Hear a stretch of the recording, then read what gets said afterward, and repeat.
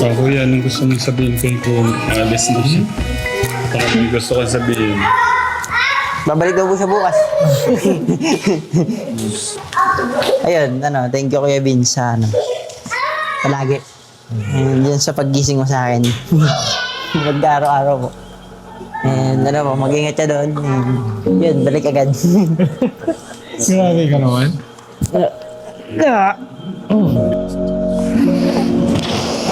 Why? Ah? They're leaving.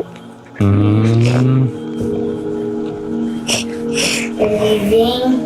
It's okay. They have kasi. They have something to do. Leaving na.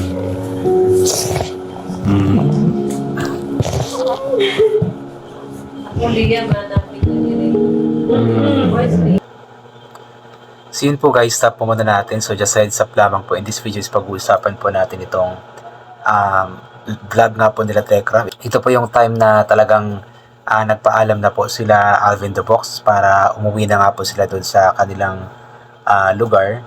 At yun nga po, nakakatuwa itong si Kuya Luis kasi nga po sabi niya na balik daw po kaagad sila Kuya Alvin the Box.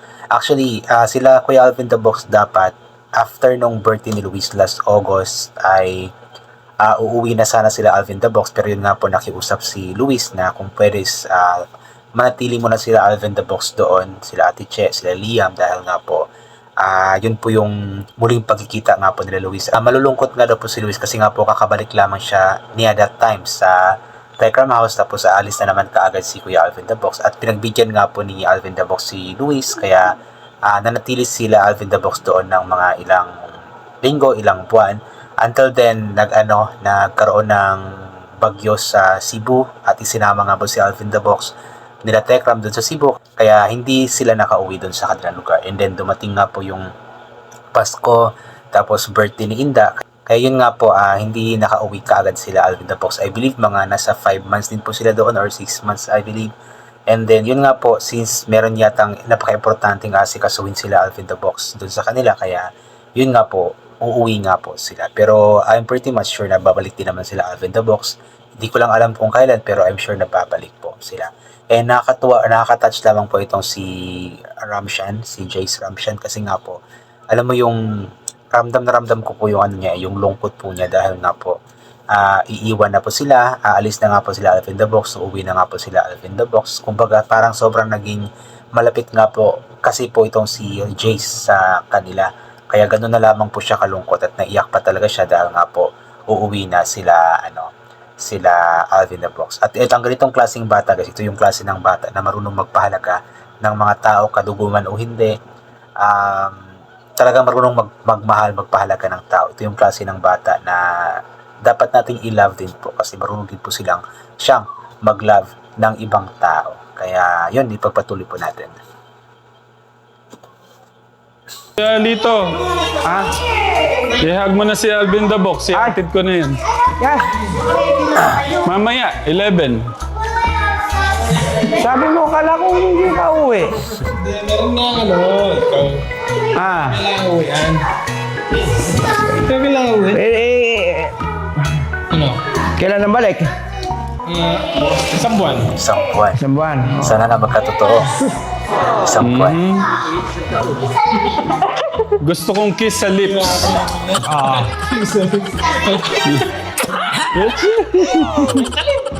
Ay, iyan nyo na si Kuya. Aalis na si I-hug mo si mo. Ay, yung kambal mo! Kambal. Panganay. Panganay pala. Oo nga, si Alvin the Box tsaka si Kuya Clark, halos magkahawig nga po pala. Oo nga, magkamukha pala sila. Kaya pala, sinasabi ni Teklito na kambal daw. Pero panganay nga daw po ito ni Kuya Alvin the Box. 2 oras na lang pala sila, uwi na sila nito. 11 na, alis na kami. Mag-ano na kayo. Sige, ingat na lang kayo. Nasa siya. Naligo na po. Pinaligo na Ligo na. O sige. Alvin the Box, ingat ka. Kailan ka babalik? Soon po. Aray ganda. Ingat na lang kayo. Sige po. Naliligo si... Matutulog na po kayo. Mag-bless na ako. Oo, sige. Ingat kayo ha. Oo po. Tang, mag-bless ako mo, Tang. Oo po. Ingat na lang. Talagang napakabait ng pamilyang ito, no? Tama. Martin lang walang Oo po, Tang. sa inyong pupunta, sa lugar ninyo. Nanawata sila eh. Oo po. Kuya, anong gusto mong sabihin kay kung alis na siya? Baka may gusto ko sabihin. Babalik daw po siya bukas. Ayun, thank you Kuya Vince sa palagi. And yan sa paggising mo sa akin. Mag-araw-araw po. And mag-ingat siya doon. And yun, balik agad. Grabe ka naman. Pinapabalik ka agad eh. Pinapabalik ka agad kahit hindi pa nakaalis. Well, ano po talaga sobrang close din po talaga itong si Alvin the Box siya kasi Kuya Luis. At talagang ang turingan din po ng dalawang ito is magkuya din po talaga. Kaya alam ko na malungkot din si Luis dahil nga po uuwi na sila Alvin the Box. Pero at the same time, masaya po siya kasi nga po muli makakasama ni Alvin the Box ang kanilang pamilya doon sa kanila. I believe taga-bukid na nitong sila, sila Alvin the Box. Huwag naman! Lakas. Thank you Kuya Vince. Ay, welcome. Thank you din. Thank you din. We have something to give you. Take care. Mani sa likod. Take care. First, take care. We're gonna give this for you and your family. For you and your family. Take care in your flight. Liam, bye. Bye. Take care. Take care. We have something for you. For you and your family. What is your message mo na Gian to ate, kuya, Liam? Take care. Now. Where's Kuya Luis going? I'm just here. Akala siguro ni Ramshan na sasama si Luis Quilano kaya Alvin the Box. Pero ano lang yan, since uuwi na nga po sila, so nagstay muna si Luis dun sa room kung saan nagstay sila Alvin the Box para makapag-banding kahit paano bago sila umuwi. Give it. Mm-hmm. Wow! Isang bundle ng pera. Merry Christmas, ate. Kapal. Christmas. Sabi mo. Hindi. Okay lang. Hindi ko na sana iba-vlog ka, so para lang lang din. Baka sabihin, hindi ko kayo binigyan. I hug you guys. Ang kapal. Mga nasa 100k siguro yun. Isang Ay, bundle. tay, ano naman ito, tay? Sige na, keep it. Thank you. Tay, Jack. Sobra naman ito.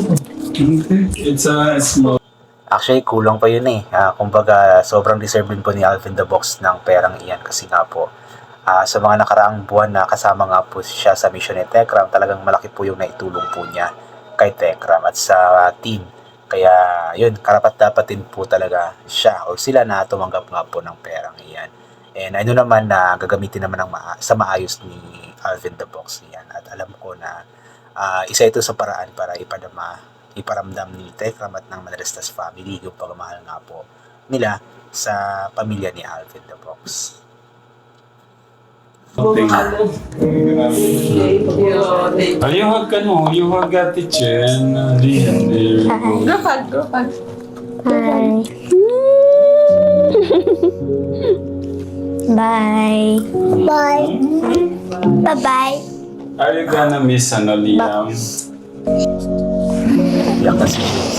Why? Oh?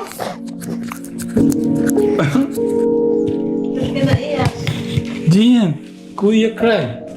We're crying. Why?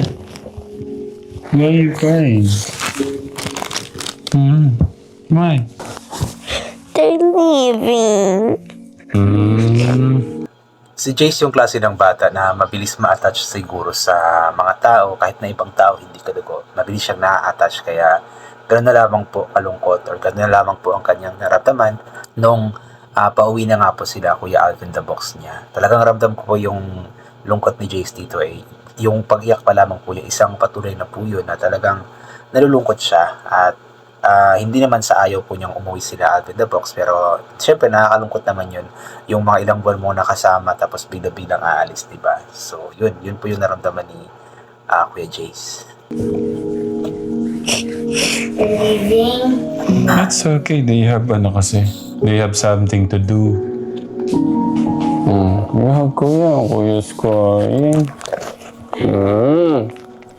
You know what the dog is doing?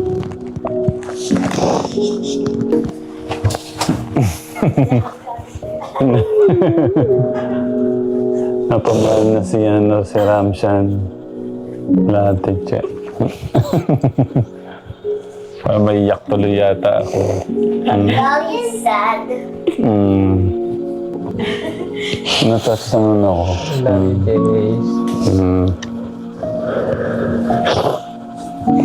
What's Grabe naman yan. Huwag na kayo maalis.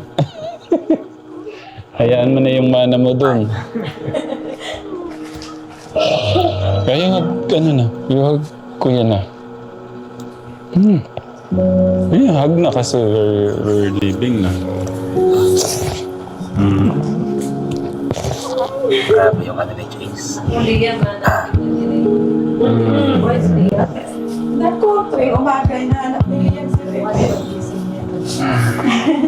Hindi ako makapagsalita, English kasi. Hindi ko nga alam na ganyan siya na ano sa inyo. Thank you, Kuya Jess. Pagmamahal mo.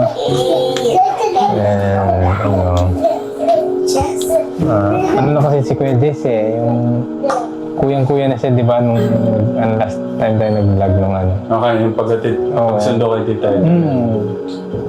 Kasi Tita Ethel nga, hindi ko alam na gano'n yung kanya rin kay Tita Ethel niya. Ayoko, yung kiss na lang kuya. Okay. So yun po guys, sobrang nakaka-touch nga po yung inasal ni Jace Ramshan. Talagang ramdam mo yung pagmamahal ni Jace sa pamilya ni Alvin the Box at talagang naiyak siya nang pauwi na nga po sila Alvin the Box. Pero pansamantala lamang po yun kasi alam naman po natin na muling babalik sila Alvin the Box doon. Talagang meron naman po silang asikasuhin, and I believe may na-post dati si Alvin the Box sa kanyang Facebook account na parang namatayan po sila, parang uncle po niya or auntie po, hindi ako sigurado, pero yun po yung post po niya. Baka isa rin po yun sa dahilan kung bakit kailangan po nilang umuwi. So yun po, I think hanggang dito na lamang po. God bless and bye for now po.